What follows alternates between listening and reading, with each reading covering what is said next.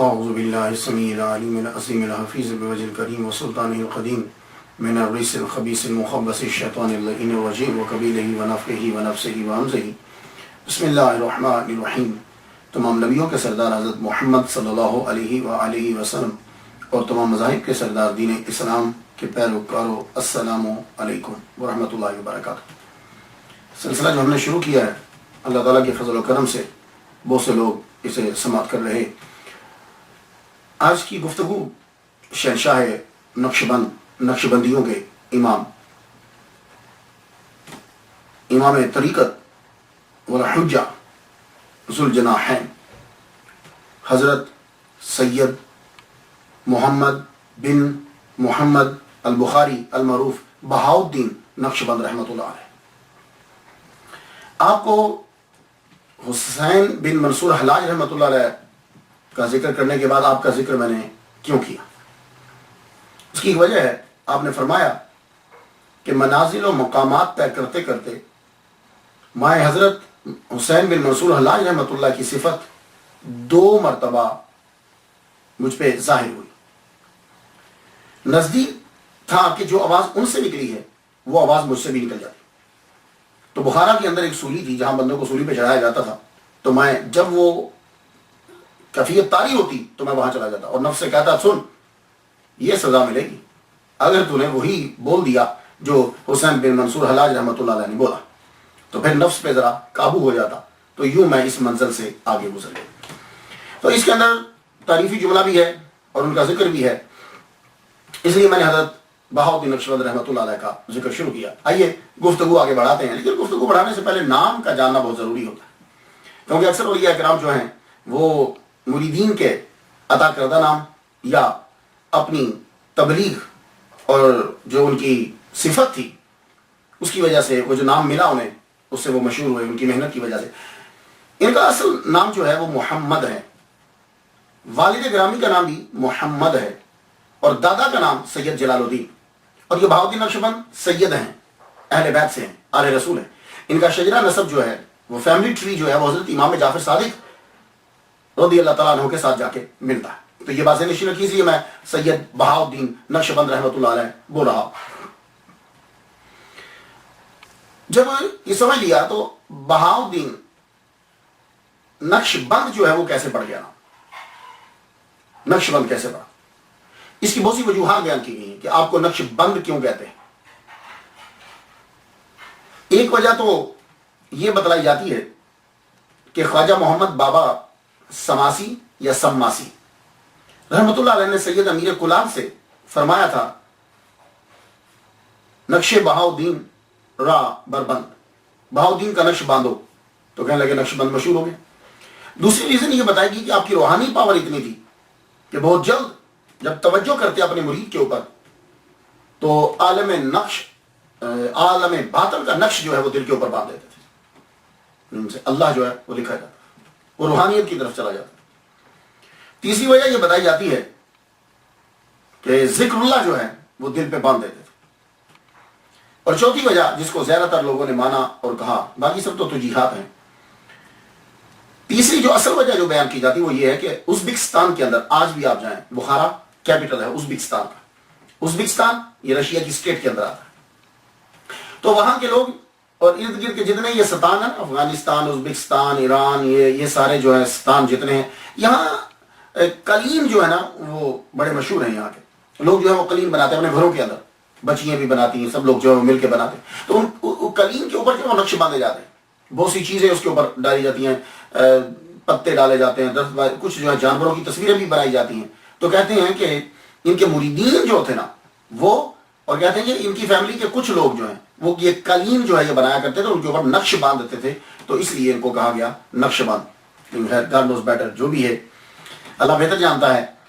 تو آپ کے والد سید محمد بن جلال الدین، ولادت کب ہوئی دور کا جاننا بھی ضروری ہوتا ہے۔ محرم الحرام 25 فیبروری 718 ہجری 1319 عیسوی، آپ 718 ہجری میں پیدا ہوئے، اور وصال مبارک آپ کا 791 ہجری میں ہے، تو کل آپ نے 73 سال 73 ایئرز، کل آپ نے 73 سال جو ہے وہ زمین کے اوپر گزارے، اور آپ جس گاؤں میں پیدا ہوئے اس کا نام قصر عارفاں ہے. پہلے ہندواں ہوتا تھا تو ان کی ولادت کی وجہ سے قصر عارفاں اس کا نام پڑا. یہ قصر عارفاں جو ہے یہ بخارا کے قریب ہے. اور اب تو خیر کتنے ریڈیس جو ہے مائل 2 مائل کتنا سارا علاقہ بخارا کے اندر اب آ گیا. پہلے یہ گاؤں تھا تو اب بخارا کے اندر یہ شامل ہو گیا اور بخارا جو ہے وہ ازبکستان کا کیپٹل دارالحکومت بن گیا.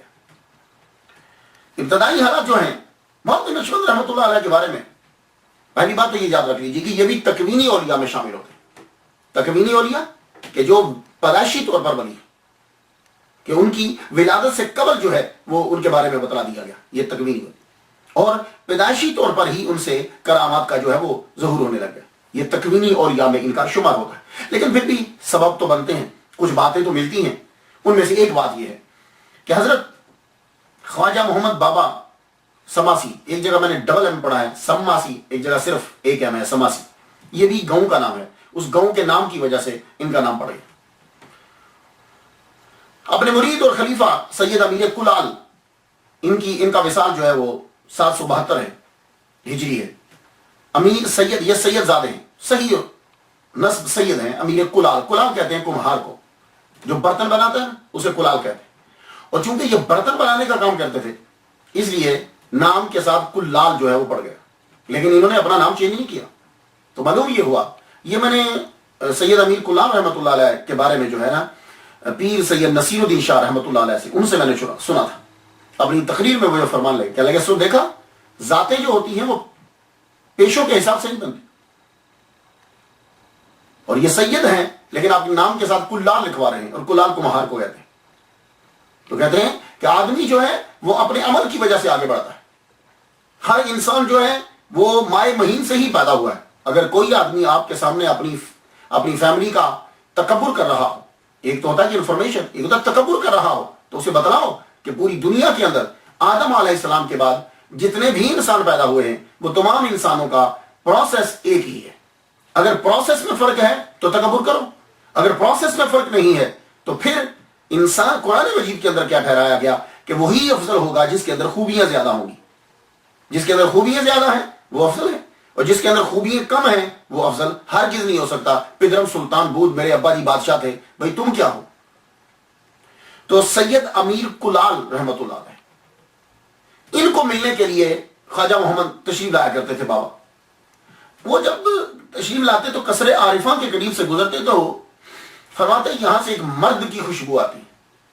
تو آپ جانتے ہیں کہ اولیاء کلام مرد کسے کہتے ہیں. ہم اپنی زبان کے اندر مرد کہتے ہیں, مین کو مرد کہتے ہیں, یہ مرد ہے یہ عورت ہے. لیکن صوفیہ کرام جب کسی کو مرد کہتے ہیں تو اس سے مراد ان کی کامل صوفی ہوتا ہے, کہ جس کی ساری زندگی جو ہے وہ اللہ تعالیٰ کی راہ میں گزرتی ہے اور وہ ایک انقلاب برپا کرتا ہے, اسے وہ مرد کہتے ہیں یہاں سے ایک مرد کی خوشبو آتی ہے.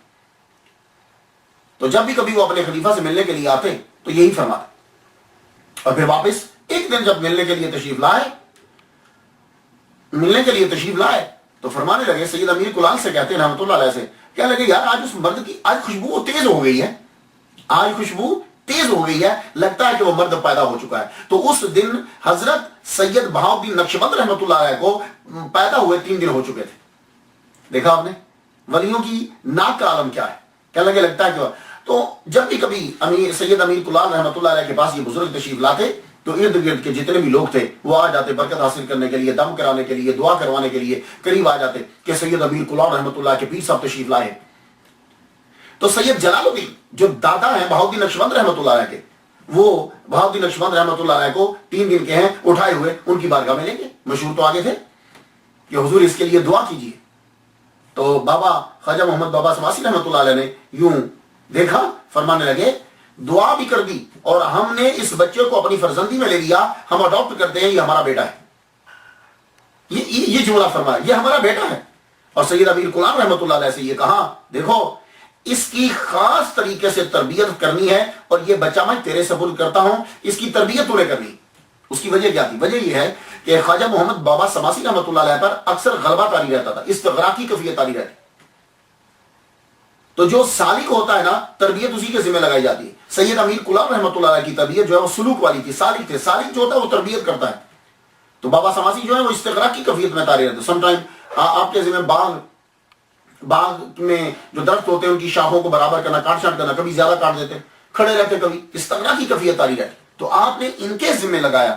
37 سال خواجہ بہاؤالدین نقشبند رحمۃ اللہ علیہ نے 37 سال خواجہ محمد بابا سماسی رحمۃ اللہ کے دیکھے، اور 54 سال جو ہیں وہ اپنے پیر سید امیر کلام رحمۃ اللہ علیہ کے دیکھے زندگی. اب یہ تو ہو نہیں سکتا کہ ولی کامل ہو اور شیخ الحدیث نہ ہو اور شیخ القرآن نہ ہو. یہ بات یاد رکھیے. ہمارا جو بھی ولی ہے، فراڈیوں سے تو ہماری گفتگو نہیں ہے، جو بھی ولی کامل ہے وہ کسی بھی سلسلے سے تعلق رکھتا ہے. تو یہ جتنے اولیاء کرام ہیں، شیخ الحدیث، شیخ القرآن، یعنی حدیث کا علم، قرآن کا علم. اور پھر وہ جو کسی سلسلے کا اگر بانی بنا ہے تو وہ اس مرتبے پہ فائز ہوتا ہے. تو حضرت بہاؤالدین نقشبند رحمۃ اللہ علیہ، آپ نے قرآن، حدیث، مروجہ علوم جتنے ہیں وہ آپ نے پڑھے. پڑھنے کے بعد اور اسی دوران آپ بزرگان دین سے بھی علم جو ہے وہ حاصل کرتے رہے، ان سے بھی تصوف کا علم لیتے رہے.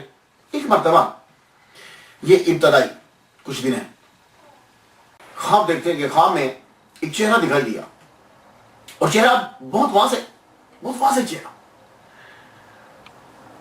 اس چہرے کو جب دیکھا تو بڑا شوق پیدا ہوا، اشتیاق پیدا ہوا. صبح اٹھ کر اپنی دادی اماں سے خواب بیان کرتے ہیں، دادی اماں میں نے ایک بڑا خوبصورت حسین چہرہ دیکھا ہے. تو دادی اماں نے بتایا، بیٹے اس خواب کی تعبیر یہ ہے کہ تم ایک ترک شیخ بزرگ سے فیض حاصل کرو. کہنے لگے اچھا. پھر اپنے مشغول ہو گئے. خاص طور پر آپ کے اوپر آپ کے دادا کی نظر آئی تھی، سید جلال الدین رحمۃ اللہ علیہ. وہ اس بچے کی، اپنے پوتے کی تربیت کا بڑا خیال کر رکھتے، اس وقت کیا پڑھنا ہے، کس بزرگ سے ملاقات کروانی ہے، کس کی صحبت میں بچے کو بٹھانا ہے. دادا خاص طور پہ نظر رکھتے، اب کہاں جاؤ، کہاں بیٹھو. دادا کی خاص نظر رہتی ان کے اوپر. تو ابتدائی علوم جو ہیں وہ پڑھ چکے کافی. 20 سال تک تو آپ نے تقریباً سب پڑھ لیا تھا، لیکن اسی دوران جو واقعات ہیں وہ میں آپ کو چند بیان کرتا جاتا ہوں. ایک دن بخارا کے بازار سے گزر رہے، خواب کو دیکھے ہوئے کچھ ایسا ہو گیا، لیکن تلاش کرتے رہتے کہ وہ بزرگ کا چہرہ جو ہے مجھے نظر آئے. ایک دن بخارا سے گزرتے ہوئے بازار سے گزر رہے ہیں، آگے سے جو بزرگ تشریف لا رہے تھے مریدین کے ساتھ. تو آپ کو معلوم ہے کہ جب ایک آدمی نارمل حالت سے دوسری حالت میں ہو، یعنی ایک آدمی اکیلا نہیں، کچھ اس کے ساتھ ایک دم نظر اٹھتی ہے. آپ کی یوں نظر اٹھی، دیکھا تو پہچان لیا کہ خواب میں دکھنے والے تو یہی ہیں، یہی چہرہ تھا. پوچھتے ہیں کون ہے یہ صاحب، ان کا نام کیا ہے؟ انہوں نے کہا ان کا نام خلیل ہے. ان کا نام خلیل ہے، اور بڑے مشاہد میں سے ہیں ترک کے. کہنے لگے اچھا. پوچھا تو وہ انہوں نے بھی توجہ نہیں دی، آگے چل پڑے. یہ ان کے پیچھے جگہ کو جا کے دیکھ لیا کہ رہتے کہاں ہیں. تو بہاؤالدین نقشبند رحمۃ اللہ علیہ پھر دوسرے دن نذرانہ لے کر ان کی بارگاہ میں پہنچے. ان کی صحبت میں جب بیٹھے انہوں نے توجہ فرمائی اور اپنے پاس بٹھا لیا. پاس جب بٹھایا، یہ اب خواب کو بیان کرنے لگے کہ میں نے آپ کے بارے میں اتنا کہا ہی کہ وہ خود شروع ہو گیا. ہاں ہم جانتے ہیں کہ تم نے ہمارے بارے میں خواب دیکھا. ابھی انہوں نے شروع کیا ہی ہے بتانا تو وہ پہلے فرمانے لگے ہم جانتے ہیں آپ نے خواب دیکھا ہے، آپ ہمارے پاس ہو. دادا کی اجازت سے آپ اب سلطان خلیل، بعد میں سلطان کے نام سے مشہور ہو گئے، ان کی بارگاہ میں 6 سال گزار دیے. اس ترک بزرگ کی محفل میں 6 سال گزار دیے. اور ان کے پاس بہاؤالدین نقشبند رحمۃ اللہ علیہ نے معاملات، ادب، لوگوں سے کیسے گفتگو کرنی ہے، محفل میں کیسے بیٹھنا ہے، یہ ساری چیزیں جو ہیں وہ ان سے سیکھی. اور اس کے ساتھ ساتھ روحانیت میں بھی ترقی ہوتی ہے. تو خلیل رحمۃ اللہ علیہ نے ان کو اپنا خاص قرب عطا کیا. 6 سال گزرنے کے بعد سلطان خلیل ان کو ماوراء النہر کا بادشاہ جو ہے وہ چن لیا گیا. تب اس لیے ان کے نام کے ساتھ سلطان بھی لگتا ہے. تو آپ کی بادشاہت کے جو 6 سال ہیں وہ بھی بہاؤالدین نقشبند رحمۃ اللہ علیہ نے ان کے ساتھ گزارے. تو 2 طرح کی تربیت مل گئی، نارمل، بادشاہت، دونوں. اور اب یہاں سے آپ اندازہ لگا لیجئے کہ اگر ماوراء النہر یہ جو سلطان ہیں، سلطان خلیل، اگر یہ ان کو اپنے ساتھ رکھ رہے ہیں تو اسے یہ اندازہ ہوتا ہے کہ یہ بھی کوئی عام خاندان نہیں ہے، ورنہ کسی عام نارمل آدمی کو اپنے قرب اتنا نہیں دیا جاتا. تو اس سے اندازہ ہوتا ہے کہ کوئی اچھے خاندان اور بڑھیا خاندان کے. 6 سال آپ نے بادشاہت کے گزارے، تو ٹوٹل 12 سال سلطان خلیل رحمۃ اللہ علیہ کے ساتھ سید بہاؤالدین نقشبند رحمۃ اللہ علیہ نے گزارے اور بہت کچھ حاصل کیا. 12 سال جب ہو چکے، اب ایک اور منزل آنا تھی. سلطان خلیل کی سلطنت جو ہے اس کے اوپر قبضہ کر لیا گیا. ایک عجیب جھٹکا تھا، دنیا سے ٹوٹلی طور پر کنارہ کش ہو گئے سید بہاؤالدین نقشبند رحمۃ اللہ علیہ. واپس آ گئے، خود کو بند کر لیا، مراقبہ، مسجد، عبادت، اور یہی بس سلسلہ جو ہے وہ چلتا رہا. اپنے آپ کو اسی میں مشغول رکھتے. درباروں پہ چلے جاتے، دربار پہ گئے، دوسرے پہ، تیسرے پہ، چوتھے، درباروں پہ جاتے، اور یوں فیل ہوتا کہ درباروں کے اوپر جو دیے چل رہے ہیں، دیوں کی روشنی جو ہے وہ بالکل مدھم ہے. یوں محسوس ہوتا. ایک دربار پہ پہنچے آپ، ایک دربار پہ جب پہنچے، وہاں بیٹھے، تو وہاں کا جو دیا تھا، دیا جو جل رہا تھا، اس کی لائٹ زیادہ تھی ذرا. اب وہاں بیٹھ گئے. بیٹھتے ہی ہیں ایک دم سے آپ کے اوپر ایک غیبی حالت جو ہے وہ طاری.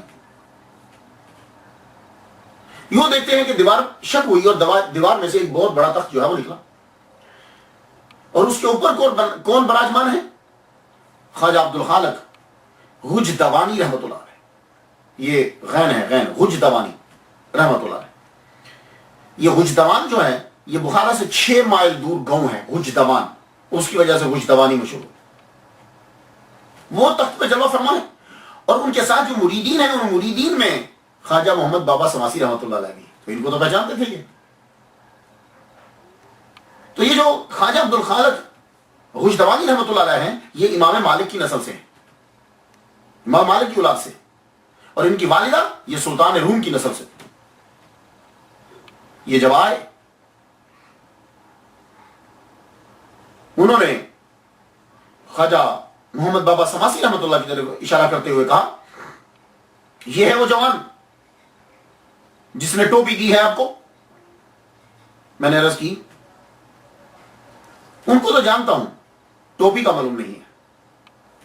خواجہ عبدالخالق حجدوانی رحمۃ اللہ علیہ نے اشارہ ان کی طرف، ان کو تو میں جانتا ہوں لیکن ٹوپی کا معاملہ مجھے معلوم نہیں ہے. فرمایا وہ تمہارے گھر پہ ہے، اور آپ کو یہ کرامت دی گئی ہے کہ آئی ہوئی مصیبت آپ کی برکت سے دفع ہو جاتی. یہ خواجہ عبدالخالق حجدوانی رحمۃ اللہ علیہ سید بہاؤالدین نقشبند رحمۃ اللہ علیہ سے کہہ رہے ہیں. اور بھی بہت سارے فیض لیے آپ نے. اب یہاں سے تربیت شروع ہو گئی آپ کی. تو آپ مرید تو سید امیر کلار رحمۃ اللہ علیہ کے، لیکن آپ کا روحانی فیض سارا ویسی سلسلے سے ہی ہے. ویسی سلسلہ مینز یہ ایک ٹرمینالوجی ہے. جب کوئی آدمی اپنے پیر کو دیکھتا نہیں ہے لیکن ایسے کو پیر تسلیم کر لیتا ہے جو دنیا سے تشریف لے جا چکے ہیں، اور ان سے پھر فیض لیتا ہے، تو کہتے ہیں ویسی سلسلہ ہے. کیونکہ حضرت ویسے غنی کرانی رحمۃ اللہ علیہ رضی اللہ تعالیٰ عنہ، ان کا فیض ایسے ہی تھا کہ آپ نے حضور صلی اللہ علیہ وآلہ وسلم کو ظاہری زندگی تو پائی ہے، ظاہری طور پر دیکھا نہیں ہے، صرف اپنی والدہ کی وجہ سے. لیکن فیض اتنا تھا کہ حضور صلی اللہ علیہ وسلم کی داڑھی مبارک میں کتنے بال ہیں آپ کو معلوم تھا؟ سفید کتنے بال ہیں، یا سر میں کتنے سفید بال ہیں آپ کو معلوم تھا؟ یعنی قرب کتنا اور فیض کتنا. اللہ اکبر. کہ محمد صلی اللہ علیہ وسلم فرماتے ہیں کہ ان سے دعا کروانا اپنی امت کے لیے، اتنا فیض ہے. تو خواجہ عبدالخالق حجدوانی رحمۃ اللہ علیہ فیض سارا تربیت جو ہے وہ زیادہ تر انہی سے ہے. لیکن خواجہ محمد بابا سماسی رحمۃ اللہ علیہ، انہوں نے اپنا فرزند بنایا سید بہاؤالدین نقشبند رحمۃ اللہ علیہ. 18 سال عمر ہوئی تو آپ کے دادا نے سید بہاؤالدین نقشبند رحمۃ اللہ علیہ کو ان کے پاس بھیجا. ابتدا میں بھی تھا، اور جب 18 سال کی عمر ہو گئی تو پھر دوبارہ بھیجا، جاؤ اب ان کے پاس پھر جاؤ، تمہاری اب میں چاہتا ہوں کہ شادی کر دو. ان سے جا کے دعا لے کر آپ. اب پھر یہاں پھر تربیت ہوتی ہے. جب آپ بابا کے پاس پہنچتے ہیں، شام کے وقت آپ پہنچے، تو عبادت ریاضت تو چل رہی ہے، گھر کا پورا گھرانہ ہی ایسا ہے. آپ نے عبادت شروع کر دی، نوافل پڑھتے رہے. تہجد کا وقت ہوا، تہجد کی نماز ادا کی. تہجد کی نماز ادا کی تو دعا مانگتے. اب یہاں بابا دعا مانگنے کا طریقہ سکھاتے. دعا مانگتے ہوئے اس محبت اور ذوق میں دعا یوں مانگے، یا اللہ مجھے مصیبت برداشت کرنے اور آپ کی محبت کی سعادت نصیب فرما دے. یہ دعا مانگی انہوں نے. خواجہ محمد بابا سماسی رحمۃ اللہ علیہ نے ملاقات کے وقت فرمایا بیٹا دعا اس طرح نہیں مانگتے کہ مجھے مصیبت برداشت کرنے کی طاقت ہے, یہ دعا نہیں مانگتے. تو کہا کیسے مانگتے ہیں بابا؟ کہا بیٹے دعا یوں مانگتے ہیں یا الہی مجھے اپنی مرضی پر چلا, مرضی کے مطابق چلا. اللہ کی مرضی اسی میں ہے کہ بندے پہ مصیبت نہ آئے, اور اگر اپنی حکمت سے اللہ اپنے بندے پہ مصیبت نازل فرماتا ہے تو اللہ خود ہی برداشت کرنے کی تو قوت بھی عطا فرما دیتا ہے اور حکمت بھی بتلاتا ہے. اور خود دعا میں اپنے لیے مصیبت نہیں مانگنی چاہیے. تو یہ بات یاد رکھیے, کبھی بھی دعا کے اندر آپ اپنے لیے کوئی مشکل چیز نہ مانگو کہ جیسے کسی نے دعا مانگی کہ مجھے دنیا میں ہی اللہ تعالیٰ سزا دے دے آخرت میں نہ دے. نہ, ایسا نہیں مانگو. ہم اس کی سزا کو برداشت کر ہی نہیں سکتے. اور دعا مانگنے کا ایک طریقہ ہوتا ہے. دعا میں ہمیشہ عافیت مانگو, خیر و عافیت, خیر و عافیت. اور عدل بھی نہ مانگو, کوئی احسان, اے اللہ احسان دے, اپنا احسان کر, اپنا فضل کر, اپنی رحمت نازل فرما. میں ایک بات بتا دوں آپ کو, اس سے ذرا سمجھ آ جائے گی. ایک دفعہ ایک بزرگ ایک جیل میں گئے تو وہاں انہوں نے اپنی نظر سے دیکھا کہ یہ بندہ تو بے گناہ ہے, بندہ بے گناہ ہے اور ولی کامل ہے, یہ یہاں کیوں بیٹھا ہوا ہے؟ کہنے لگے یار تم نے کیا جرم کیا, تم جیل میں کس لیے آئے ہو؟ تو معلوم ہے وہ کیا کہنا, جرم تو وہ نہیں کیا. تو کیا کیوں آئے پھر؟ یا پولیس پکڑ کے لے آئی؟ ایسے تو پولیس نہیں پکڑ کے لاتی, کیا ہوا؟ خود ہی بتانا. کہنے لگے ایک دن بیٹھا ہوا تھا, بھوک بڑی سخت لگی ہوئی تھی, تو میں نے اللہ تعالیٰ سے یہ کہا کہ یا اللہ تعالیٰ روز کی 2 روٹی مفت دے دیا کر. بھائی اتنا ہی کہا تھا تو پولیس پکڑ کے لے آئی. کہنے لگے اوہو بس اب تو یہاں بیٹھا ہوا روٹی مفت کی تجھے میرے یہ دعا قبول ہوگی. تو مانگنا یا اللہ جو بھی چیز مانگو کو یا اللہ خیر و عافیت والی چیز دے, خیر و عافیت والی. تو یہی وہ دعا ہے کہ دعا کے اندر مصیبت کو طلب نہیں کرنا. دسترخوان بچھا, کھانا لگایا گیا, کھانا کھایا, کہتے چل بیٹا اٹھ چلتے, اور روٹی اٹھائی دسترخوان سے اور کہا یہ رکھ لو پاس. وہ سوچنے لگے سالن ہے نہیں, روٹی صرف دے دی, تو کہا کہ روٹی نہیں, روٹی رکھ لی. لیکن وہ لوگ ہوتے تھے وہ سوال نہیں کرتے تھے, ان کو معلوم ہوتا تھا کہ یہ بڑوں نے جو گفتگو کی ہے اس کے اندر کوئی حکمت ضرور ہوگی. وہ بڑوں کو بڑا سمجھتے تھے. آج کل کے لوگوں کو سمجھایا جائے تو وہ ناراض ہو جاتے اور ان کو ریزن کی سمجھ نہیں آتی تو وہ سمجھتے ہیں اگلا بندہ غلط کہہ رہا ہے. ایسا ہرگز نہیں ہوتا. اور یہی پیری مریدی میں ہوتا ہے کہ مرید سوال نہیں کرتا, اسے معلوم ہے کہ یہ جو کہہ رہا ہے یہ میرے فائدے کی بات کر رہا ہوگا, خواہ مجھے سمجھ نہیں آیا. روٹی جو ہے اٹھا لی, روٹی رکھ لی, فرمایا چلو اب چلتے ہیں. جا رہے ہیں قصر عارفان کی طرف چلنا ہے, امیر کلال سے ملنا ہے, وہاں پہنچنا ہے. رستے میں ایک جگہ پھر اترے, ایک عقیدت مند آیا, آ کے ملا, بڑی محبت سے ملا, لیکن وہ پریشان ہے. فرمان لگے تو پریشان کیوں ہے؟ کہنے لگا حضور بالائی تو ہے, یہ دودھ کے اوپر جو ملائی ہوتی ہے جس کو ملائی کہتے ہیں, بالائی تو ہے حضور, یعنی کریم جو ہے وہ تو ہے, روٹی نہیں ہے. آپ نے فرمایا, سید بہاؤالدین نقشبند رحمہ اللہ کی طرف دیکھتے ہوئے کہنے لگے بچے وہ نکال روٹی, دیکھا کام آئی نا, تو اس وقت کے لیے تمہیں روٹی دی تھی, مجھے معلوم تھا کہ جہاں ہم اتریں گے اس کے پاس بلائی ہے, روٹی نہیں ہے. اللہ اکبر, اللہ شان. اس کے بعد اب آپ پہنچے, بابا کی زندگی کے آخری 37 سال انہوں نے دیکھے, اور ان کے جانے کے بعد سید جلال الدین رحمۃ اللہ سمرقند لے گئے, وہاں بزرگان دین سے ملاقات کی. پھر بخارا میں سید بہاؤالدین نقشبند رحمۃ اللہ علیہ کی شادی کرا دی. اللہ تعالیٰ نے آپ کو بیٹی بھی عطا فرمائی, اللہ تعالیٰ نے آپ کو اولاد دی. سید امیر کلال رحمۃ اللہ علیہ, ان سے بھی تربیت حاصل کی سید بہاؤالدین نقشبند, اور انہی کے ذمہ تو لگا کر لیے تھے کہ تم بہاؤالدین کی تربیت کرنا. اب خواجہ بہاؤالدین نقشبند رحمۃ اللہ علیہ عبد الخالق غجدوانی سے فیض جو ہے وہ لے رہے. جب بابا Sammasi at a time back وقت ہر ایک کی آرزو ہے کہ فیض جو ہے وہ دیا جائے. کیوں؟ ایک چمکتا ہوا ستارہ بنا, اس کی تربیت کرنی ہے, ہر ایک کو آرڈر ہے, سروں طرف سے ان کی تربیت کی جا رہی, فیض دیا جا رہا ہے.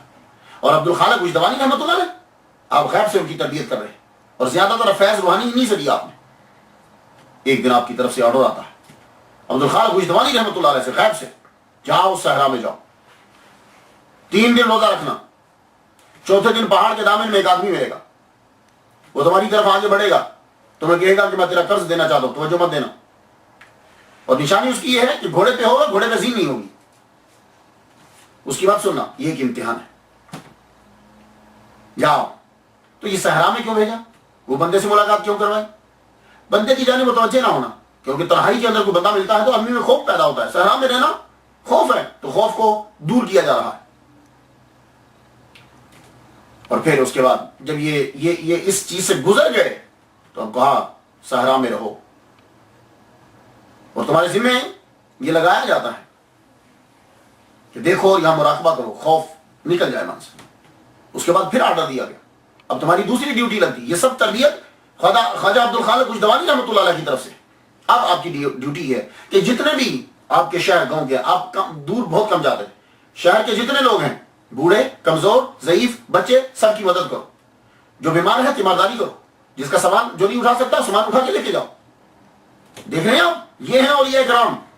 اب ان کی تربیت مسلسل ہو رہی۔ اب آپ کیا کرتے ہیں؟ بزرگوں کا سامان اٹھاتے، بیمار ہوتا تیمارداری کرتے، کسی کے پاس دوائی نہیں ہوتی دوائی پہنچاتے وہاں، زخمی ہوتا اس کی مدد کرتے۔ پھر آرڈر آیا، اب جانوروں کی جا کے خدمت کرو، جس جانور کو تم دیکھو زخمی ہے، بھوکا ہے، جاؤ۔ اب جانوروں کی خدمت تمہارے ذمہ لگا دی گئی۔ تو خواجہ عبد الخالق کشدوانی رحمۃ اللہ علیہ نے اب یہ دوسرا ایک اور سبق شروع ہو گیا۔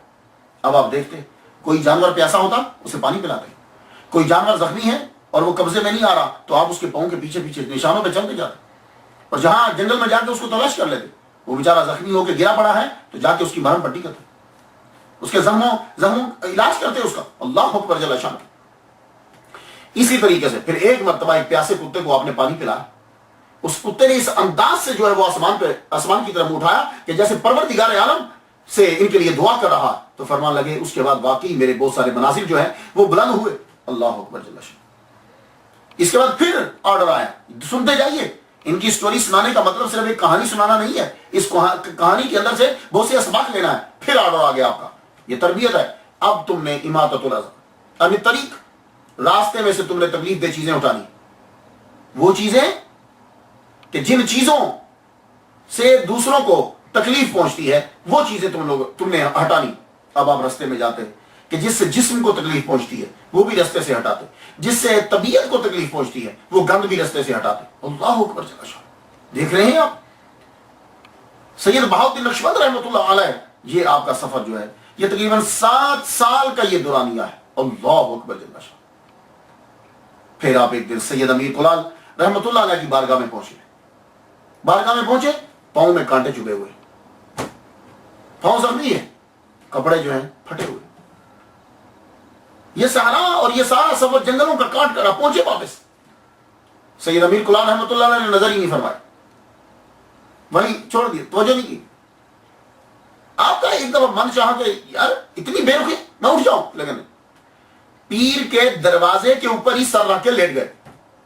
تہجد کے وقت سید امیر کلال رحمۃ اللہ علیہ باہر نکلے، بہاؤالدین نقشبند کو دیکھا کہ وہی ہے، اٹھایا، اٹھا کے اپنے کمرے میں لے گئے، خود اپنے ہاتھوں سے سید بہاؤالدین نقشبند رحمۃ اللہ علیہ کے کانٹے نکالے۔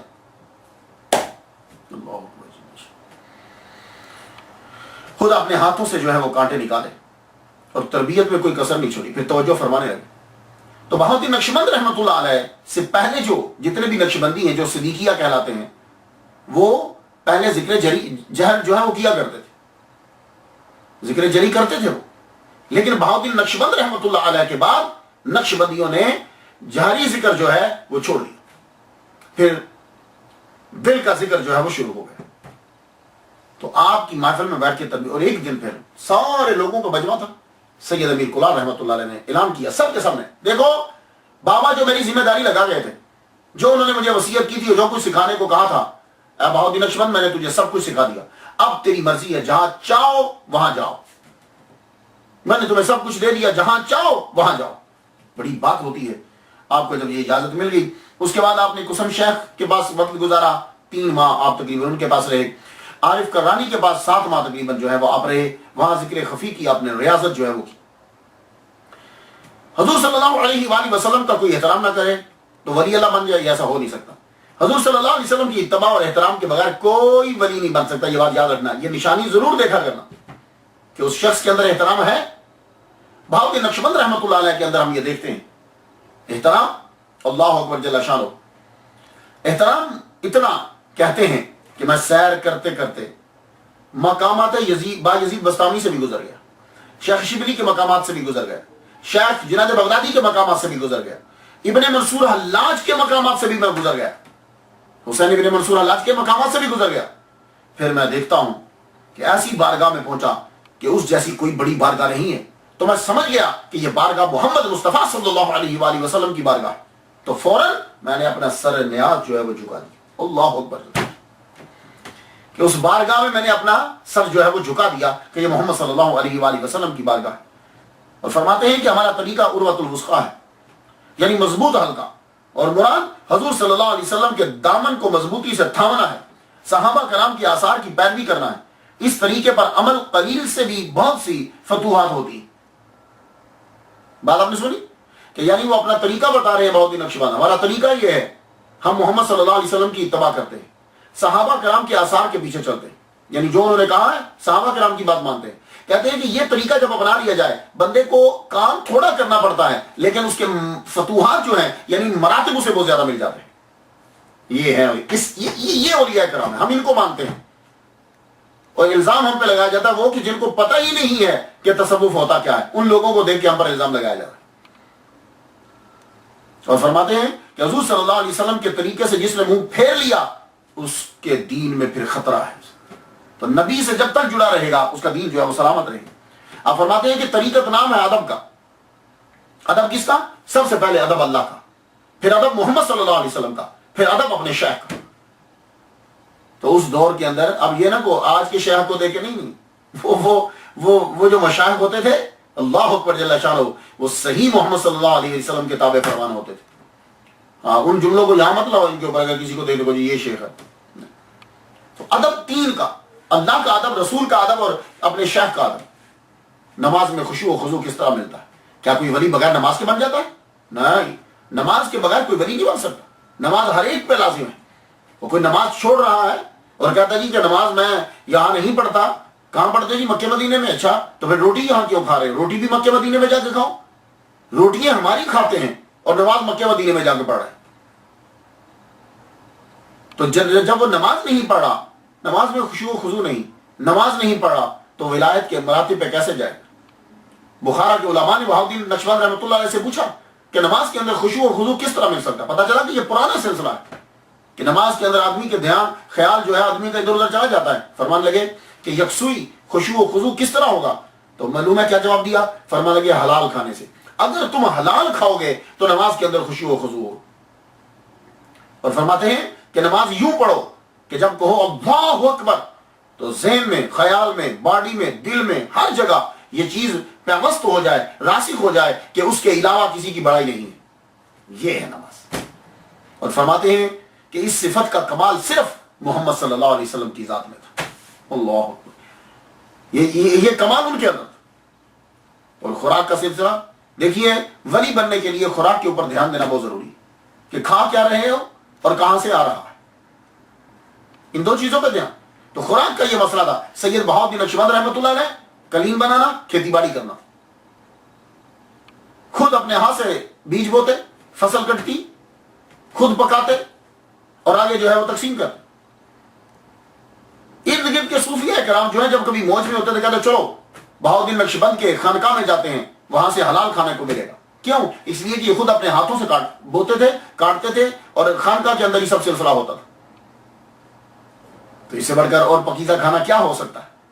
اور آپ کا طریقہ کیا تھا کہ آپ نیا لباس لیتے، کپڑے پہنتے، نیا لباس پہن کے خود نہیں پہنتے تھے، وہ نیا لباس پہلے کسی اور کو دے دیتے. جب وہ پہن لیتا، پرانا ہوتا تو کہتے کہ تم مجھے ادھار دے سکتے ہو، یہ پھر خود پہنتے. یہ کفیات ہے، ہر ایک کا ایک اپنا وجدان ہوتا ہے، ایک طریقہ کار ہوتا ہے.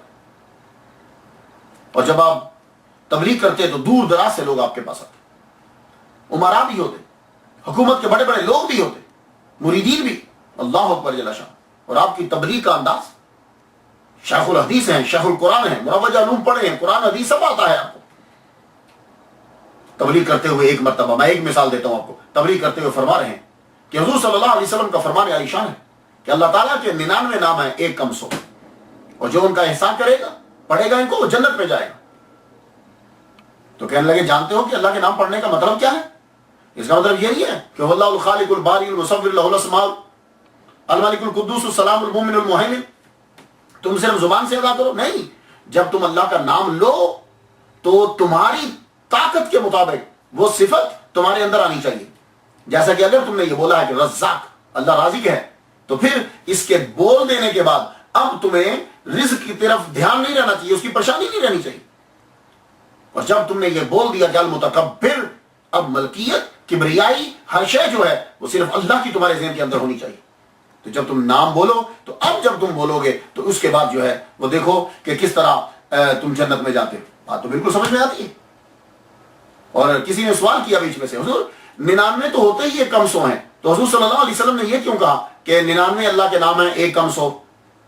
بات تو ہے کہ یعنی 99 کہتے ہی 1 کم 100 کو ہیں، تو پھر حضور نے کیوں کہا کہ 99 اللہ کے نام ہیں 1 کم 100؟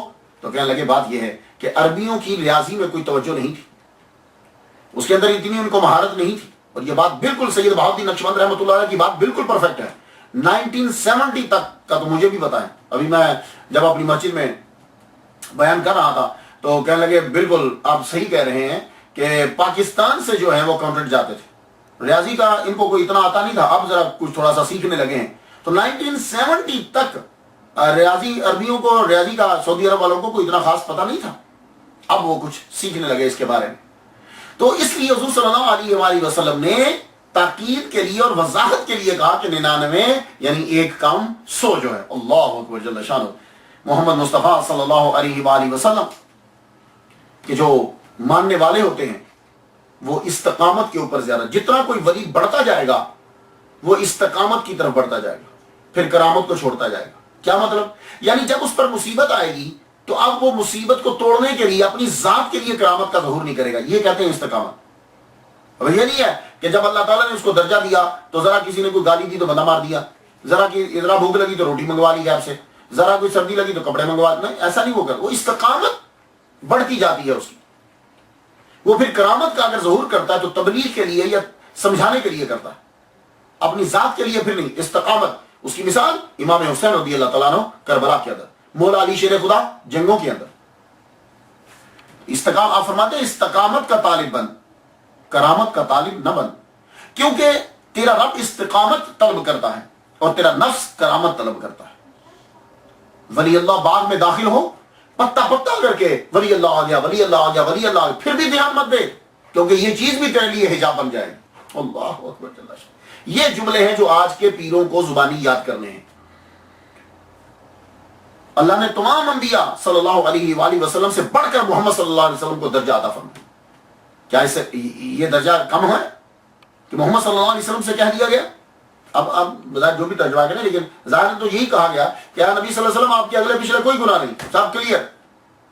یہ جملہ کہہ دینا خدا کی طرف سے بہت بڑا اعزاز ہے.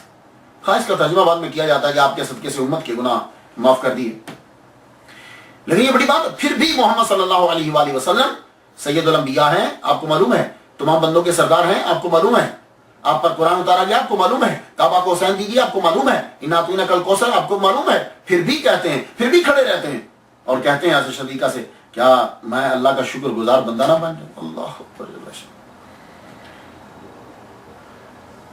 سید بہاؤالدین نقشبند رحمۃ اللہ علیہ نے 2 حج کیے.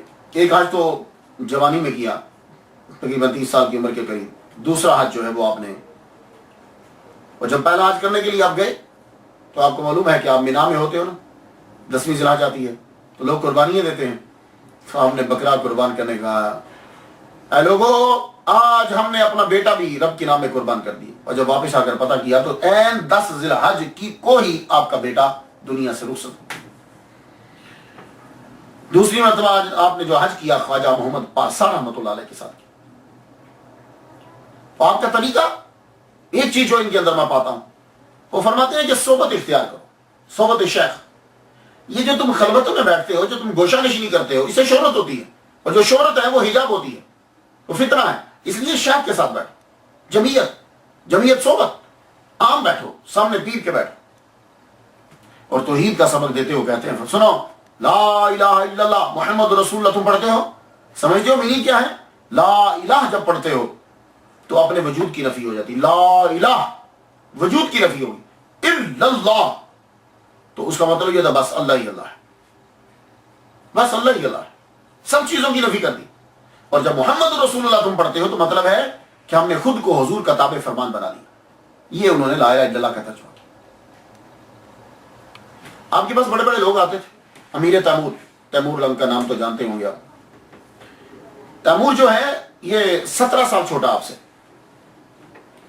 جب اس نے یہ سارے علاقے فتح کر لیے تو اہل بیت کی بڑی عزت کرتا تھا امیر تیمور. سید زادے کا پتہ چلتا تھا بہت عزت کرتا تھا. آپ کے پاس آیا خانقاہ میں, آپ نے اس کو کالے رنگ کے قلین پر بیٹھا دیا, کہا بیٹھ ادھر. وہ کالے قلین پر بیٹھا, گفتگو شروع ہوئی. ایک جگہ میں پڑھتا ہوں کہ شاید کسی استاد کے ساتھ مل کر انہوں نے سبق بھی لیا, ہم سبق بھی تھے, خیر گاڈ نوز بیٹر. قلین پر جب بیٹھا تو گفتگو جب چلی تو حافظ شیرازی کا اس نے شعر پڑھا.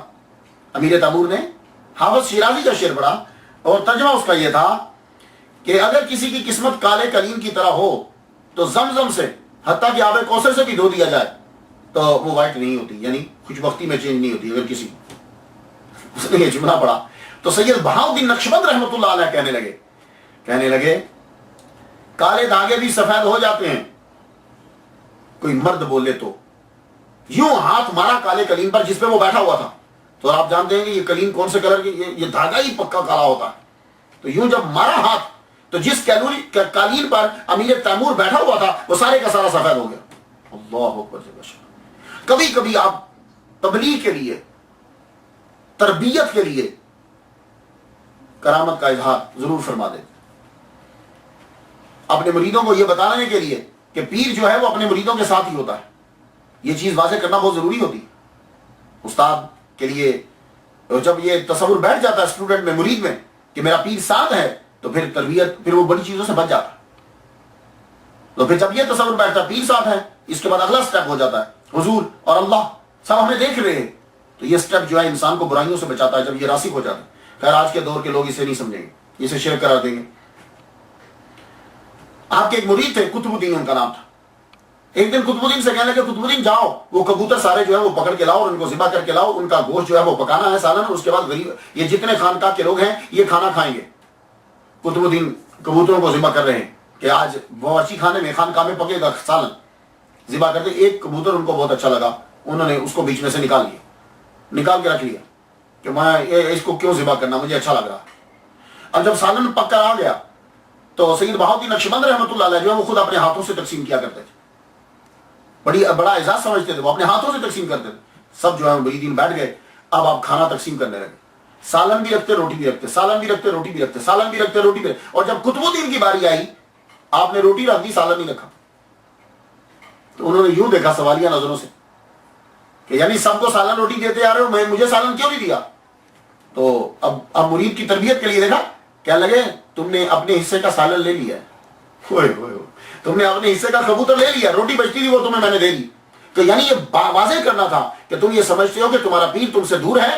نہیں, پیر مریداں دے سر تے رہندے پاویں جھوٹے ہوں یا سچے, یعنی مرید سچے ہوں یا جھوٹے ہوں, پیر تو بہرحال ان کا خیال رکھتا ہے. ایک مرتبہ آپ نے تربیت کرنا تھی اور اس کی طرف آپ بہت دھیان دیتے تھے. سید بہاؤدین نقشبند رحمۃ اللہ علیہ کو غصہ انتہائی برا لگتا تھا, اور غصہ ہے ہی بری چیز. جب کسی آدمی کے اوپر غصہ قبضہ کر لیتا ہے کے قبضے میں آدمی آ جاتا ہے. یہ جتنی طلاقیں ہوتی ہیں, یہ جتنے قتل ہوتے ہیں, یہ ساری چیزیں کس پہ ہیں؟ غصے پہ. یہ گالیاں غصے کی وجہ, یہ ساری چیزیں. تو اس غصے کو ختم کرنے کے لیے سید بہاؤدین نقشبند رحمۃ اللہ علیہ نے جو طریقہ اختیار کیا, یہ میں نے کمی ابھی تک میں نے نہیں پڑھا. سید بہاؤدین نقشبند رحمۃ اللہ کا طریقہ کیا تھا؟ آپ کسی ایسے شخص کے ہاتھ کا کھانا نہیں کھاتے تھے کہ جس نے غصے میں پکایا. ایون کہ اگر کسی آدمی نے چمچہ پکڑ کر یوں زور سے غصے میں مارا بھی ہے تو بھی آپ کھانا نہیں کھاتے. اور اللہ تعالیٰ نے اتنا کشف عطا فرمایا تھا سید بہاؤدین نقشبند رحمۃ اللہ علیہ کو کہ آپ کو معلوم ہو جاتا تھا کہ یہ کھانا جو ہے غصے کی حالت میں پکایا گیا. ایک مرتبہ آپ کے سامنے کھانا لایا گیا اور آپ نے فرمایا میں یہ کھانا نہیں کھاؤں گا. اس کی حضور کیا غلطی کیا ہوئی؟ فرمانے لگے جب یہ شخص یہ کھانا پکا رہا تھا تو وہ غصے کی حالت میں تھا, اس لیے یہ کھانا میں نہیں کھاؤں گا. اب یہ تربیت بچوں کی, مریدوں کی تربیت, کہ اس طریقے سے وہ چھوڑ دیں گے کہ پیر تو کھانا ہی نہیں کھاتا. غصہ اتنی بری چیز ہے. فرمانے لگے غصہ جب ہوتا ہے تو برکت اٹھ جاتی ہے. اسی لیے گھر کے اندر یہ یاد رکھیے, جب کبھی کھانا پکانے لگو اللہ اور قرآن کو پڑھتے ہوئے غصے میں پکاؤ گے, کھانے سے برکت ہی نکل جائے گی. اور جب کھانے سے برکت نکل گئی تو پھر اصلاح کس طریقے سے ہو سکتی ہے؟ اللہ اکبر جل شانہ۔ جوا کتنی بری چیز ہے، قمار بازی، شرطیں لگانا، آپ اس کی تربیت کس طرح فرماتے ہیں؟ شیخ شادی، یہ بھی آپ کے مریدوں میں سے ایک مرید ہیں، شیخ شادی کی کسی بات پر آپ ناراض ہو گئے، وہ آپ سے معافی مانگنے کے لیے آپ کی بارگاہ میں آئے، حضور مجھے معاف کر دیجیے، فرمانے لگے فری میں معافی نہیں ہوگی، جاؤ کوئی نذرانہ لے کر آؤ۔ کہا حضور میں بیل لے کر آتا ہوں، تو میں بیل آپ کی خدمت میں پیش کرتا ہوں تاکہ کھیتی باڑی میں کام آ جائے۔ فرمانے لگے بیل کی ضرورت نہیں ہے، اب ذرا جوڑا سنیے گا، بیل کی ضرورت نہیں ہے، وہ جو 48 دینار تو نے فلاں سوراخ میں چھپا کر رکھے ہیں اور نیچے سے دھواں چلنے کی وجہ سے، جلنے کی وجہ سے، اٹھنے کی وجہ سے وہ سوراخ کالا ہو گیا ہے، وہ 48 دینار لے کر آ۔ اللہ اکبر جل شانہ، وہ 48 دینار لے کر آ۔ حیران ہو گئے کہ پیر کو یہ بھی پتا ہے کہ وہ فلاں سوراخ میں ہے، اور یہ بھی پتا ہے کہ وہاں سے وہ کالی ہو چکی ہے، اور یہ بھی پتا ہے کہ کالی دھوئیں کی وجہ سے ہو چکی ہے۔ گئے 48 دینار لے کر آئے، آ کر پیر کی نظر کیا، حضور یہ آپ نے بیچ میں سے 47 رکھ لیے، ایک واپس کر دیا۔ سید بہاؤالدین نقشبند رحمۃ اللہ نے 47 دینار رکھ لیے، ایک واپس کر دیا، اور فرمانے لگے جاؤ یہ 47 دینار 47 دینار کا جا کے بیل خریدو اور کھیتی باڑی کا سامان خریدو، اور اس سے جا کر کھیتی باڑی کرو، اور جو چیز تم کماتے ہو وہ پھر فقراء میں تقسیم کرو۔ اللہ اکبر جل شانہ۔ تو لوگوں نے پوچھا وہ 1 دینار کا کیا مسئلہ ہے؟ اب دیکھو مجمع کے اندر نہیں بتلایا تاکہ میرے مرید کی بے عزتی نہ ہو جائے، اور خود بھی نہیں رکھنا مال۔ تو کسی نے پوچھا یار یہ 1 دینار انہوں نے واپس کیوں کیا؟ کہنے لگا مجھے یاد آ گیا، اور میرے پیر کی نظر دیکھو کتنی ہے، کہ ایک وقت تھا کہ میں نے شرط لگائی کسی سے، اس شرط میں سے یہ میں 1 دینار جیتا تھا، اور تمہیں پتا کہ شرط جائز نہیں ہے، تو یہ 1 دینار حرام کا تھا، میرے پیر نے بیچ میں سے نکال کے مجھے واپس کر دیا، اور وہ 47 دینار جو ہے۔ اللہ اکبر جل شانہ۔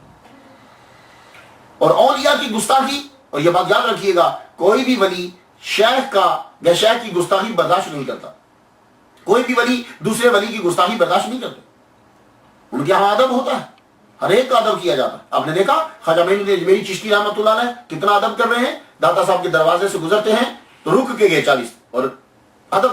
خواجہ بابا فرید الدین گنج شکر آتے ہیں، ادب، ہر ایک جو آتا ہے دوسرے کا ادب کرتا ہے۔ یہ اولیاء کرام ہے، یہ تصوف کے اندر ہے، ادب بہت ضروری ہوتا ہے۔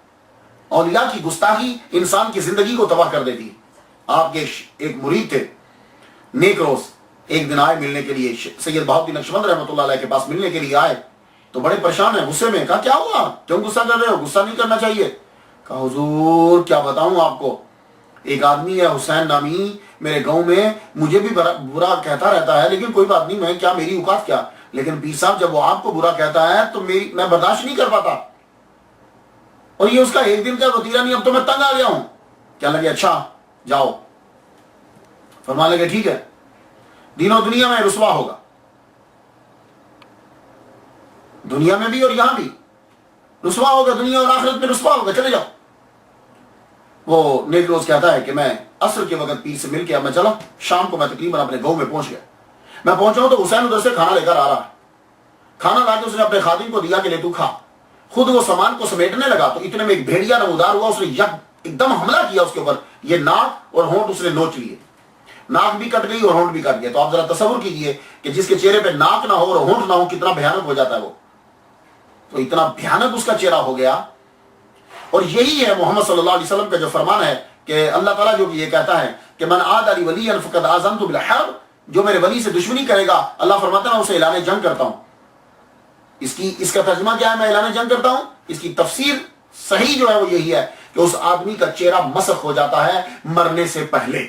یہ یاد رکھ لیجیے، اس کا یہی ترجمہ، فقط آزمت بالحرب کا ترجمہ یہ نہیں کہ اللہ تعالیٰ اس کو گولی مارے گا، اللہ تعالیٰ یا تلوار چلائے گا، مرنے سے پہلے اس کا چہرہ مسخ ہو جاتا ہے۔ تو اگر اپنے چہروں کو خوبصورت رکھنا چاہتے ہو تو پھر اولیاء کرام کی عزت اور تعظیم کرو۔ آپ کے ملفوظات بھی ہیں، بہت سی تعلیمات آپ نے دی، کیا خوبصورت کلام ہے، آپ جا کے پڑھ لیں۔ اب اتنا وقت نہیں ہوتا کہ میں آپ کو ان کا سارا بتلاؤں، چند باتیں بتلاتا جاتا ہوں تاکہ آپ کے اندر شوق پیدا ہو اور پھر آپ ان کے بارے میں جانیں۔ ایک دفعہ حدیث بیان کرتے ہوئے اماطۃ الاذی عن الطریق بتاتے ہوئے کہنے لگے سنتے ہو، میں بتاؤں تمہیں کہ حضور نے فرمایا کہ تکلیف دہ ہٹاؤ، یہ اماطۃ الاذی کیا ہے، تکلیف دہ چیز کون سی ہے؟ کہنے لگے ایگو، انا، یہ انا کو ہٹانا۔ تو کہا جی انا کو ہٹانا ہے تو یہ پھر ان طریق کیا ہے؟ کہتے ہیں یہ طریق سے مراد اللہ کا راستہ ہے، یعنی جب تم اللہ کے راستے پہ چل پڑو تو پھر انا بیچ میں نہیں ہونی چاہیے، عاجزی اور انکساری ہونی چاہیے. اور یہی باجزید بستامی رحمۃ اللہ سے اللہ تعالیٰ نے یہ کہا تھا، اپنی انا ختم کرو اور ہماری طرف آؤ. آپ کا ٹائٹل جملہ فرماتے ہیں کہ یہ ضروری نہیں جو دوڑے اسے گیند مل جائے، مگر ملتی اسی کو ہے جو دوڑتا ہے. یہ ضروری نہیں کہ جو دوڑے اسے گیند مل جائے، مگر ملتی اسی کو ہے جو دوڑتا ہے. آپ کی زیادہ تر روایات آپ کے مرید اور آپ کے داماد حضرت علاء الدین عطار رحمۃ اللہ علیہ سے روایات ہیں. اپنے ڈیٹیل کے ساتھ ان کے واقعات کو لکھا ہے. علاء الدین عطار رحمۃ اللہ علیہ آخری عمر، اور آپ اپنے حجرے میں رہیں گے. آپ اپنے حجرے میں ہی ہمہ وقت رہتے، جہاں آپ کا مزار ہے، آپ کی اپنی جگہ ہے، اور یہی آپ کا باغ، یہ باغ سارا، یہ جگہ سب آپ کی تھی. اسے آپ غور سے ملاحظہ کیجیے، کچھ ان کے بارے میں جان لیجیے. یہ جو تصویر آپ دیکھ رہے ہیں یہ ان کی شبیہ ہے. حضرت سید بہاؤالدین نقشبند رحمۃ اللہ علیہ کی کسی شخص نے جو ہے وہ ہاتھ سے بنائی ہوگی. یہ جو ہے یہ جگہ آپ جس طرح نشان دیکھ رہے ہیں یہ ان کا اپنا کمرہ تھا، اور یہیں جو ہے حجرہ بنایا گیا. یہ آپ کا روزہ مبارک ہے. یہ اسے واکنگ ٹری جو ہے وہ بولا جاتا ہے. یہ اسٹک ہوتی تھی، بعد میں یہ درخت بن گیا. یہ ہاتھا، یہاں لوگ جو ہیں وہ بیٹھتے ہیں. آئیے اب ڈیٹیل سے ذرا دیکھیے. یہ پورا کمپلیکس ہے. یہ کمپلیکس یہ آپ کی اپنی جگہ تھی، یہاں باغ تھا آپ کا. اس میں اپنی ظاہری زندگی کے اندر آپ نے یہاں مسجد بنائی، خانقاہ بھی یہی تھی، مدرسہ بھی یہی تھا، آپ کا حجرہ مبارک بھی جو ہے وہ یہی تھا. بعد میں مرور زمانہ وقت گزرتے گزرتے یہاں جو ہے اب یہ آثار قدیمہ کا بھی مرکز ہے، لوگ آتے ہیں، اور روحانیت کا بھی یہاں مرکز ہے. یہ ہاتھ آپ دیکھ رہے ہیں، یہاں عورتیں بھی آتی ہیں، مرد بھی جو ہے وہ یہاں آتے ہیں اور آ کر جو ہے وہ زیارت کرتے ہیں. اب یہ ازبکستان جو ہے، یہ بخارا اس کے کیپٹل ہے ازبکستان کا. اب یقیناً یہاں بریلوی تو نہیں آئے ہوں گے نا، یہ تو ہم سے بھی پہلے کے ہیں، بریلویوں سے بھی پہلے کے ہیں، اللہ حضرت کی پیدائش سے بھی پہلے کے ہیں یہ لوگ. تو یہاں آ کر جو ہے یہ سلام پڑھتے ہیں، فاتحہ بھی جو ہے وہ پڑھتے ہیں. یہ پورا جو ہے ہاتھ آپ دیکھ رہے ہیں یہ ان کا اپنا، ان کی اپنی ہی زمین تھی. سید بہاؤالدین نقشبند رحمۃ اللہ علیہ کی اپنی ہی زمین تھی، یہیں وہ رہتے تھے. تو آپ نے نصیحت یہ فرمائی تھی اور وصیت یہ فرمائی تھی کہ میرے حجرے کے اندر ہی میری جو ہے وہ قبر، یہ ان کا حجرہ تھا، یہ کمرہ تھا. دیکھ رہے پورا ہاتھ تھا، بالکل ذرا ڈفرینٹ سا نظر آ رہا ہے نا، بہت بڑا نظر آ رہا ہے. تو یہیں آپ کو جو ہے وہ روزہ آپ کا بنا دیا گیا. یہ بنچ جو ہے اس کے سامنے ایک مردوں کے لیے ہے، ایک عورتوں کے لیے. یہ مرد حضرات جو ہیں یہ بیٹھے ہوئے ہیں، یہاں یہ بیٹھتے ہیں، بیٹھ کر جو ہے یہ فاتحہ پڑھتے ہیں. ابھی آپ نے دیکھا یہ فاتحہ پڑھ رہے ہیں، سورۃ فاتحہ پڑھتے ہیں. زیادہ تر باہر کے لوگ جو ہے نا وہ فاتحہ کے مینز فاتحہ لیتے ہیں. ہم لوگ جو ہے وہ قل واللہ بھی تین مرتبہ پڑھ دیتے ہیں. یہ الحمدللہ رب العالمین الرحمن الرحیم مالک یوم الدین ایاک نعبد و ایاک نستعین اهدنا الصراط المستقیم صراط الذین انعمت علیہم غیر المغضوب علیہم ولا الضالین آمین. یہ فاتحہ ہے، اسے یہ پڑھتے ہیں. پڑھنے کے بعد جو ہے وہ اس کو ایصال کر دے. ظاہر ہے کہ جب آپ قرآن مجید پڑھتے ہیں تو اللہ تعالیٰ آپ کو ثواب تو دیتا ہی ہے نا، تو ثواب جو ہے یہ آپ کسی کو بھی اپنا دے سکتے ہیں. قطع نظر کہ وہ زندہ ہے، قطع نظر وہ دنیا سے چلا گیا ہے، ثواب آپ اسے دے سکتے ہیں، اور اللہ تعالیٰ پھر اس کے نامہ اعمال میں تحریر فرما دیتا ہے. یہ انہوں نے فاتحہ جو ہے وہ پڑھ لی، اب یہ چلے گئے. تو عورتیں اس سائڈ پر، مرد جو ہے وہ اس سائڈ کے اوپر بنچ کے اوپر بیٹھ کر فاتحہ جو ہے وہ بینچ پہ بیٹھتے ہیں اور فاتحہ پڑھ کر چلے جاتے ہیں. کچھ لوگ جو ہے وہ پھر ہدیہ بھی دیتے ہیں. ظاہر ہے اس نذرانے کے ساتھ جو ہے وہ سسٹم چلتا رہتا ہے. یہ دیکھیے ساتھ ہی ڈونیشن باکس ہے، اس ڈونیشن باکس کے اندر جو ہے وہ اس نے اپنی طرف سے جو بھی ہدیہ تھا وہ ڈالا. یہ پھر زیارت کیجیے ایک مرتبہ. بس سیمنٹ کے ساتھ جو ہے وہ دیواریں کھڑی کر دی گئی پورے کمرے کو جو ہے، میں یہ سب میرے خیال کے مطابق. اور یہ جو ہے اس پہ پورا ان کا نام، ان کی تاریخ وفات، آگے ان کا شجرہ، کافی ساری چیزیں، اور اللہ تعالیٰ کے نام یہ بھی کچھ لکھے. اور لوگ جو ہے نا وہ ظاہر متبرک چیز ہے، جب نام لکھے ہوتے ہیں تو اس میں برکت آ جاتی ہے تو اسے چومتے ہیں. ایک خاص بات جو میں نے یہاں جو ہے یہ دیکھی آپ، یہ درخت ہے، اسے واکنگ ٹری کہتے ہیں. اصل میں یہ کیا تھا کہ جب حضرت بہاؤالدین نقشبند رحمۃ اللہ علیہ حج کرنے کے لیے گئے، وہاں حضرت خضر علیہ السلام سے ملاقات ہوئی. خضر علیہ السلام نے ان کو ایک سوٹی دی تھی، سٹک جسے کہتے ہیں. آپ جب واپس تشریف لائے بخارا تو آپ نے وہ سوٹی کو یہاں گاڑ دیا. آپ کی ہاتھ کی برکت سے وہ سوٹی ہری بھری درخت بن گئی. درخت جب وہ بنی تو آپ اس کے نیچے بیٹھ کے ذکر بھی کرتے تھے، تو پورا درخت بن گئی ہے. تو جب آپ دنیا سے تشریف لے گئے تو اس کے بعد یہ درخت جو ہے وہ گر گیا اور چرا اس طرح سے کہ اگر آپ غور سے دیکھیں پرلی سائڈ پہ جا کے تو وہاں آپ کو اللہ کا نام جو ہے وہ اس کے اوپر نظر آئے گا. اب لوگ جو ہیں وہ اسے ہاتھ لگاتے ہیں، چومتے ہیں.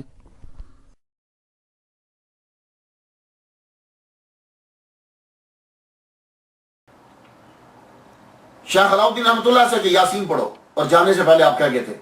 ہم تمہیں بتلائیں گے، جب ہمارا وقت آئے گا تو ہم تمہیں بتلائیں گے کہ مرتے کیسے. تو شیخ علاء الدین سے یہ کہا اپنے داماد سے، تم یاسین پڑھو. سورہ یاسین جب پڑھی جانے لگی، آدھی سورہ یاسین پڑھی گئی، کمرہ روشن ہو گیا، تجلیات کا ظہور ہونے لگا. آپ نے ایک دم سے ہاتھ اٹھا دیا، ہاتھ اٹھایا، آدھی یاسین ہوئی. آپ نے ہاتھ اٹھایا، مانگتے رہے مانگتے رہے مانگتے رہے مانگتے رہے، اللہ سے دعا کرتے رہے، پھر ایک دم سے آپ نے ہاتھ اپنے یوں جب چہرے پر پھیرا اور اسی وقت جو ہے وہ آپ کی روح جو ہے وہ کف سے انصری سے پرواز کر گئی، آپ نے روح کو جو ہے وہ خیرات کر دیا۔ تو 791 ہجری سوموار 3 ربیع الاول کو آپ کا وصال ہوا۔ تو اگر کبھی ازبکستان میں جانا ہو تو ضرور زیارت کیا کریں۔ اور ازبکستان کے دارالحکومت بخارا میں جو ہے وہ آپ کا روزہ ہے۔ میں نے تو ایک دفعہ فاتحہ پڑھ دی ہے اور آپ لوگوں کے لیے آپ بھی ان کے لیے فاتحہ ضرور پڑھیے۔ اللہ تعالیٰ ہمیں عمل کی توفیق عطا فرمائے۔ ٹائٹل جملہ سماعت کر لیجئے، یہ ضروری نہیں جو دوڑے اسے گیند اسے بال مل جائے، مگر ملتی اسی کو ہے جو دوڑتا ہے۔ وآخر دعوانا الحمدللہ رب العالمین۔